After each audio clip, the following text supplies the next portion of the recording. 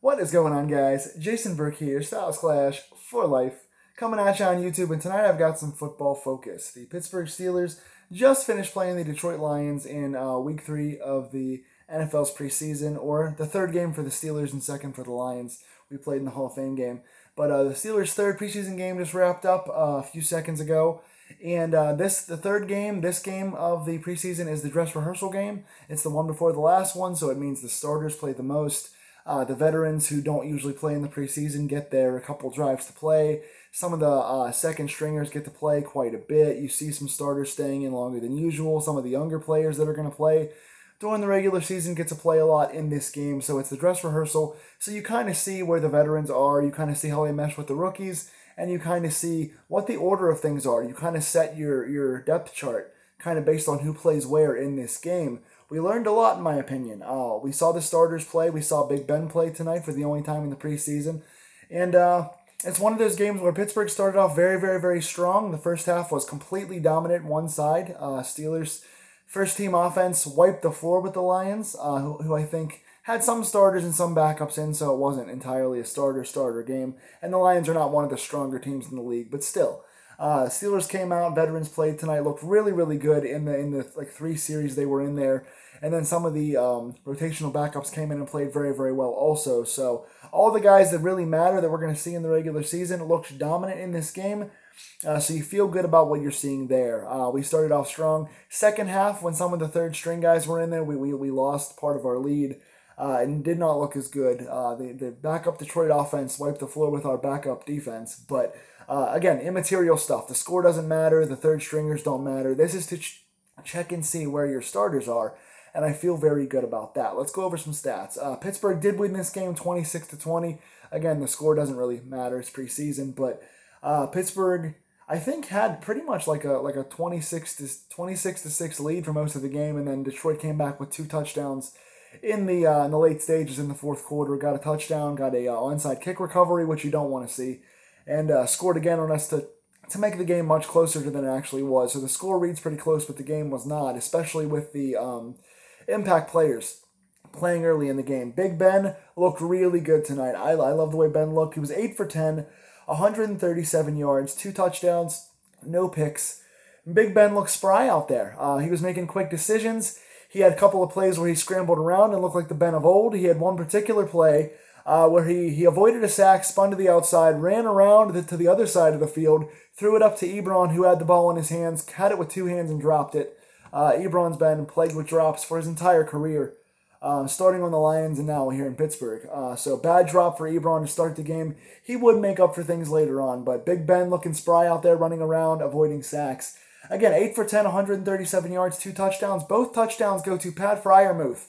The 2 stars of this game, besides Big Ben, are the 2 new offensive weapons that Big Ben gets to play with this season. Man, what a difference these 2 rookies are going to make. My goodness. Pat Friarmuth, I think he only had 2 catches, but both were for touchdowns. 2 catches, 19 yards, 2 touchdowns. He's known as a red zone guy. He was big in the red zone for Penn State, and he's known as someone who never drops the ball. He made some tough catches in the back of the end zone tonight. 2 really good plays. Ben had one play where he pumped the ball really tight, faked the camera out, and threw it up to the high point at the back of the end zone. Friarmuth made a nice catch, tapped his toes, and did the same thing on the second drive. So both of the first 2 consecutive drives, Ben drives the ball down the field. Friarmuth catches in with 2 nice end zone catches. Good hands, looking really strong. Exactly what you want to see. Big Ben using his tight ends, and that's exactly why Friarmuth was brought in. Because now you've got Ebron, the athletic, kind of spry tight end, who's really good as long as he catches the ball.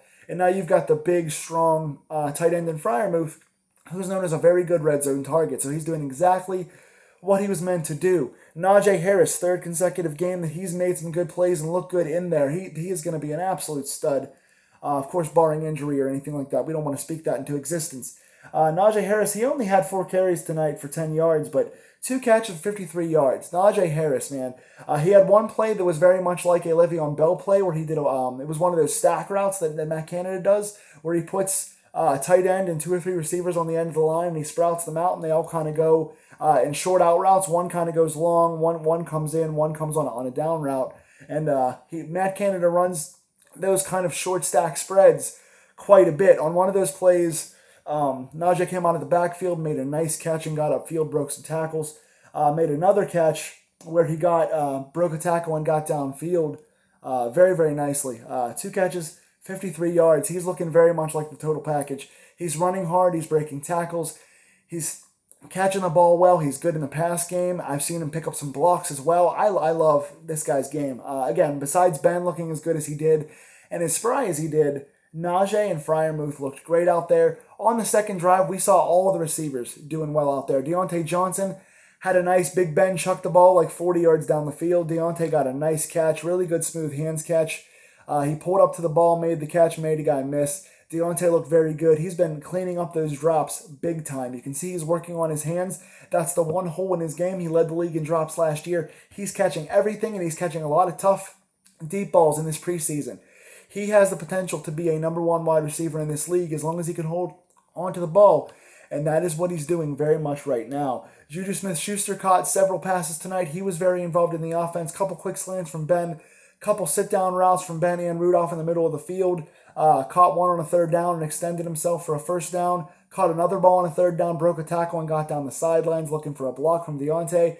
Juju looks fast out there. He did have a minor hand injury in the 3rd quarter, playing with, I think it was Mason Rudolph in the 3rd quarter. I don't know why Juju was in the game in the 3rd damn quarter, but did hurt his hand, but looked like he was fine afterwards. Went to the tent, came back, looks like he's fine. So waiting for updates on that. But yeah, Juju was effective today in the middle of the field very nicely.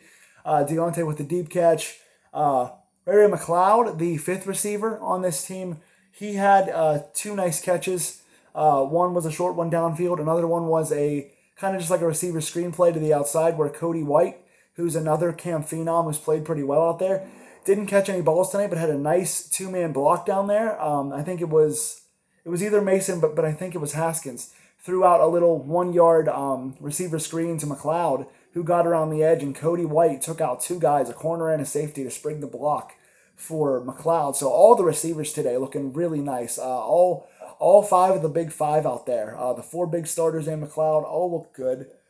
All contributed to the game. Again, Ebron started off bad. He was definitely the tale of 2 Ebrons. I was starting to come out like, you know what? We should start Friarmuth. He's going to be the franchise guy. We should start him over Ebron. I was starting to turn on Ebron a little bit. Not going to lie.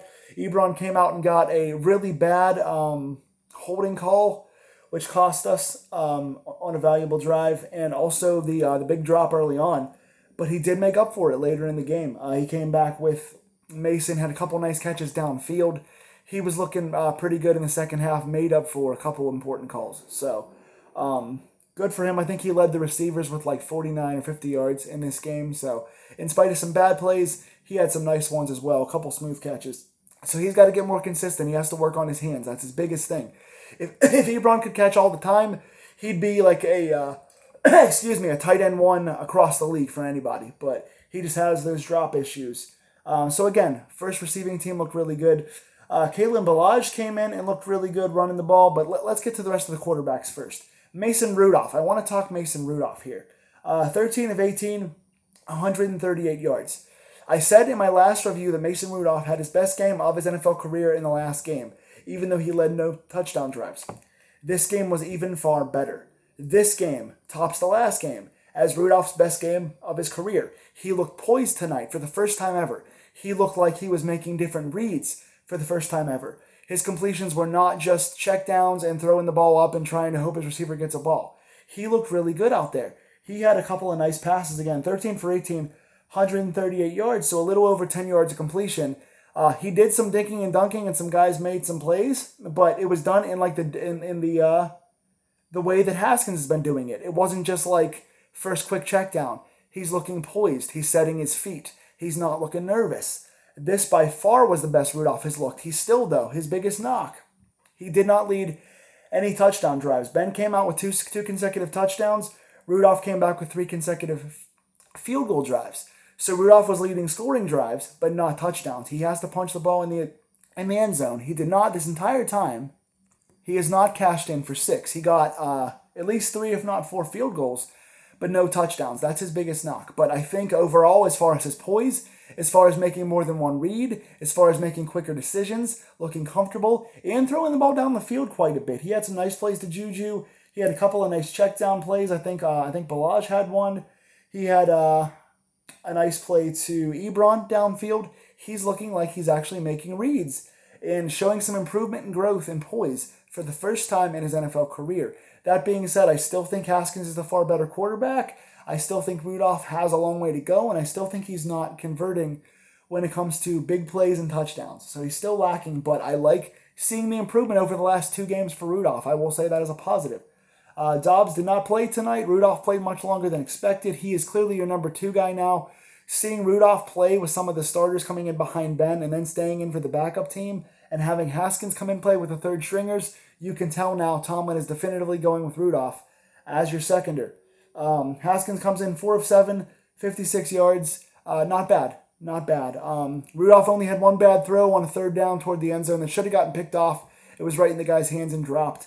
Dobbs had really no bad plays out there, but nothing special. Didn't get to play much, was playing with a bunch of third stringers, so had a decent game, but didn't get a chance to do too much. Running, we already discussed Najee Harris, but I want to discuss Kalen Balaj. He was our leading rusher tonight, 7 carries, 30 yards.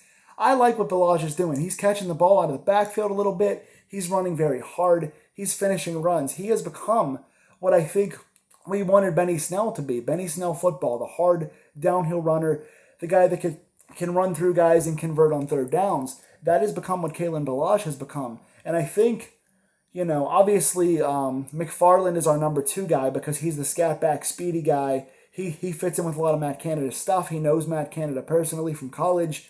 I think that means now that obviously your every down back, your number 1 is Najee Harris. Your change of pace guy, maybe half returner and half change of pace guy, winds up being McFarland. And Balaj, who came in from Los Angeles Chargers, I believe, has played really good in the 2 games that he was in there. He has wound up being really, really good. And I think, even to my surprise, is pushing out both Jalen Samuels, who we expected to be cut, and Benny Snell, who's been injured. So it looks like if we're going to keep 3 backs plus our fullback, unless we cut Derek Watt, I think we're going to have Balaj as our third running back and Derek Watt as our fullback, which means both Jalen Samuels and Benny Snell wind up being gone unless they want to keep 4 running backs. I don't see that happening this year. I see us keeping probably 9 or 10 linemen, 3 tight ends, 3 quarterbacks. I don't think we have room on the roster for more than 3 running backs plus a fullback. So I think that Benny Snell might be on the odd man out because he hasn't played, and Balaj has stepped up, and they like McFarland, and he didn't do too much tonight, but he has potential. So that's the way we're going, it looks like, on the running back end. I talked about the receivers already. I talked about tight ends already. We don't have a tight end 3 that's clear. They're going to keep Zach Gentry. He's the big man drafted project, but he's not showing us anything behind Ebron and Friarmuth, but at least we have those 2 guys. Offensive line looked decent tonight. Kendrick Green had some nice plays out there. I like Dan Moore a lot. Dan Moore keeps showing out. I wish he was a starting left tackle over Chuks Okorafor. Not that Okorafor played really bad tonight, but I like a whole lot both what Dan Moore and Rashawn Coward have done in this preseason and in camp. Coward has been a good veteran tackle to fill in, and I really like a lot of what Dan Moore has done. I think he's better than Okorafor and maybe even Zach Banner, who has not played much. He played a little tonight and we didn't see too much, but I like some of those backups a little more than they've proven a little more to me. Even B.J. Finney, who's a veteran who played pretty well tonight, he's been around for a while, and he's a solid fill-in guy. He's shown me more at points than guys like Banner and Okorafor have. So we'll see what happens there. But I like seeing what Dan Moore did. Kendrick Green showed out a few times, and Dotson as well, playing with the starters now. Officially, Tomlin has put him back at starting guard, so good to see him back in there. He belongs there. Defensively, not too much to discuss. Starters played well, no big points there. Backups came in and gave up a lot of yards and points. A lot of the guys trying to fight to make this team give up a lot of yards to the Detroit third team players on offense. The backups did not look very good tonight. Who do I have written down here? We had a half sack each from Jameer Jones and Marcus Allen. Allen shot in the gap on one play. He's become a pretty good tackler at inside linebacker. His coverage is still not great. He did get beat pretty bad on one play, but he had a nice half sack. Jameer Jones, third straight game with at least a half sack. He's looked dominant. He's been the biggest surprise to me at outside linebacker of camp. He is a reason to keep 5 outside linebackers, in my opinion. If you're going to keep TJ Watt, obviously, is your big star. Alex Highsmith has been on fire this preseason. He looks like the best player in Steelers camp right now, most improved by far. I love what he's doing. Melvin Ingram came in tonight and played for the first time with us from the Chargers. Looked really good tonight, got in off the edge several times. Those two were getting a ton of work. Watt didn't play. Highsmith and Ingram stole the show on the outside tonight. I really like Quincy Roche, who got another tackle tonight. I think Jameer Jones winds up being your fourth or fifth outside linebacker. I think your fifth. I think he stays in there at fifth. I don't want to see him go to practice squad. I don't think he's going to make the practice squad. I think he would go to a different team. I like what Jameer Jones has done. Again, Highsmith and Ingram were stars of the show tonight. Shakur Brown finally got to play. I was a big fan of his out of Michigan State. I thought he was going to be our slot corner. Didn't play very well tonight. Had a pass interference and then dropped a pick on the pass interference. Also had a hands to the face call on a 2nd and 30 that he cost us. And then he got beat really bad by a tight end on an in and out play where he just got his feet turned behind him and got lost on the inside to the outside cut. Didn't like that at all. Shakur Brown did not look good. It's the first time that he's been on the field in any actual meaningful time, and he didn't look good at all out there. Surprised to not see more of Mark Gilbert. He made a good special teams play tonight, but we didn't see him play much on the outside. I think he was only targeted once or twice. I liked him a lot in the first game and haven't gotten to see much of him since. James Pierre played pretty well again tonight. Did get beat once. Second time he got beat was a pass interference call back. So he got beat one time tonight, but looked pretty good overall.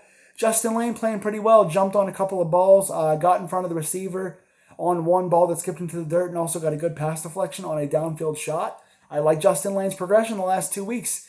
He's looked really good. He didn't start off very good in that first game, and I wasn't feeling him, but he's been looking really good in camp, and he's been looking good these last 2 games.